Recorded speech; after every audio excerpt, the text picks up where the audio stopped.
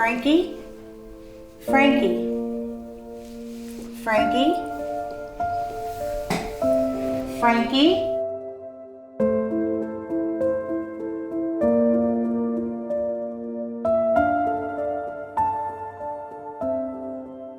Hi, my name's Nick Kesters. I'm a professional actor and radio host here in our Great Valley, Appalachia. Just like you, I was wondering what it is I had just watched when I first saw that video. Now, as a professional performer, one of my highest hopes is that I can use my art to make the world a better place.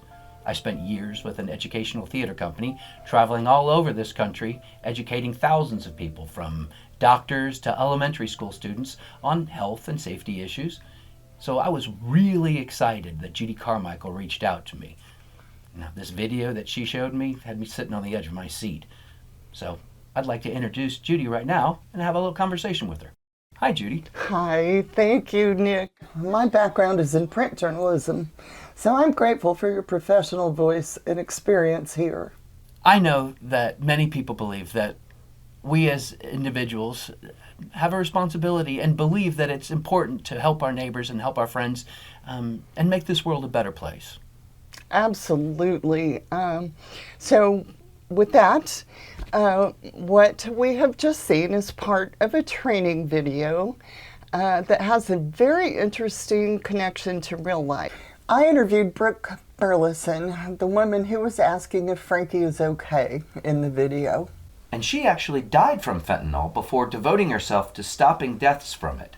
We'll hear her tell that story in a moment. But as a mother, I want to add that other facts she informed me about struck me just as hard. You said that fentanyl, the drug causing so many overdoses right now, is now found in every single street drug out there, including marijuana. It has been found in illegally begotten Adderall, a drug that college students have been known to use to study all night for finals. Yeah, I'm so relieved. My own children are past those temptations, but I worry about other people just starting out. Well, one of the statistics that you sent to me that I thought was most interesting was the fact that fentanyl is linked to the death of over 112,000 people in the United States alone in 2023.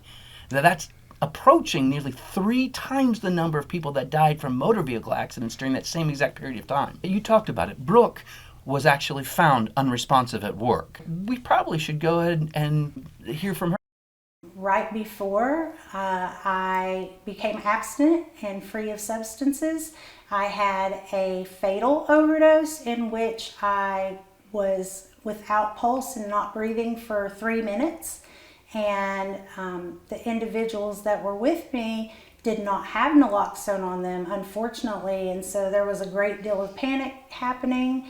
And at the very last minute, one of the people who was with us looked in my backpack, and I was carrying naloxone, and they used that naloxone on me to reverse my overdose and save my life. Brooke is a regional overdose prevention specialist, serving 8 counties in East Tennessee. Now, she met with Judy in Sullivan County's Anti-Overdose Drug Coalition office near Blunteville. That's just one of the offices that are part of her daily work. And it's similar to many programs implemented in several states nationwide. Now, what exactly does Brooke do, Judy? Her #1 goal is to get naloxone into the hands of just as many people as she humanly can. Naloxone. Now, most people know that the brand name for naloxone is Narcan. Yeah. Now, that's a medication that can be taken to reverse opioid overdose. Almost instantly, Yeah, yes. But what people don't know is that anybody in the United States can carry it. That's correct. But who should be carrying it? Oh, everybody. This doesn't just happen in private houses where people are using drugs. This happens everywhere. This happens in the grocery store. This happens out to eat somewhere. This happens to the person walking by on the street. And you have the ability to save someone's life by doing something as easy as carrying naloxone. Well, that's the nature of a life-threatening emergency. People need training and preparation to be able to deal with situations like that. It's why people learn CPR. Exactly, except that it's much easier to get and to use.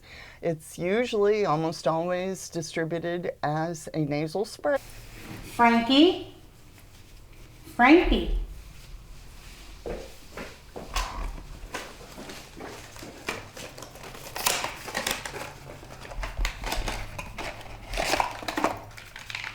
Frankie, are you okay?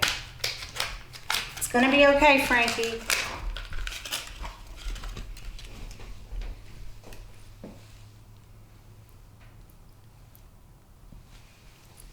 Frankie, are you okay? Frankie. It's gonna be okay, Frankie. It's all right. You're okay. I think you overdosed. I gave you some naloxone. It's all right. What is that? It's okay. You're fine. I think you overdosed. So, the overdose victim that you saw, that is Frankie Nunley. She's a colleague of Brooks and also a regional overdose prevention specialist. She was playing a drug addict, Right. versus someone, say, who is taking a drug accidentally or didn't think that they were taking a specific drug like an opioid or fentanyl.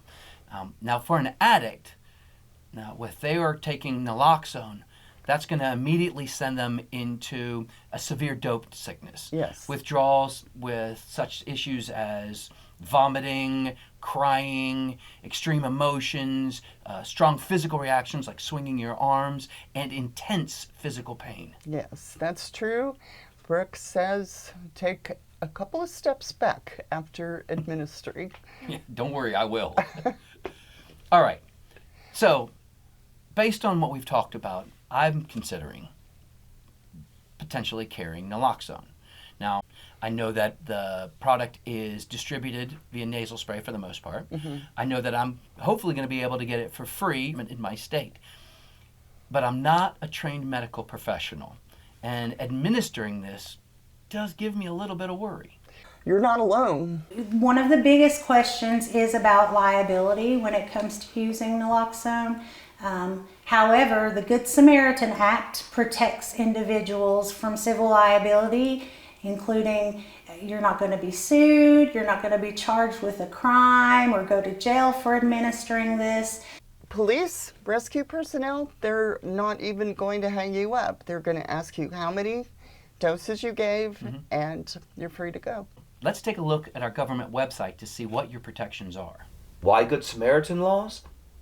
In an opioid-related emergency, bystanders should, but often don't, call for emergency assistance. They may fear unwanted attention, stigma, and negative consequences that might accompany a call. Overdose Good Samaritan laws are designed to address these fears by protecting overdose victims and those who call for help. Live to get into recovery. Yeah, and that's the point, right? That's the point of this, harm reduction, meeting people right where they're at. We want to keep people alive long enough to have that shot for recovery. If someone had devalued my life 3 years ago, I would not be here today. I would have never had this chance at a whole brand new, beautiful life that recovery has given me. Thank you, Brooke, for having the courage to share your story and for all the great work you're doing. And thank you, Judy, for bringing this to my attention. I'm really proud to be a part of this. Thank you, Nick. And if you would like to learn more information about carrying naloxone, you can follow the QR code that we're showing now or click on the link below to get more information. And thank you for your time.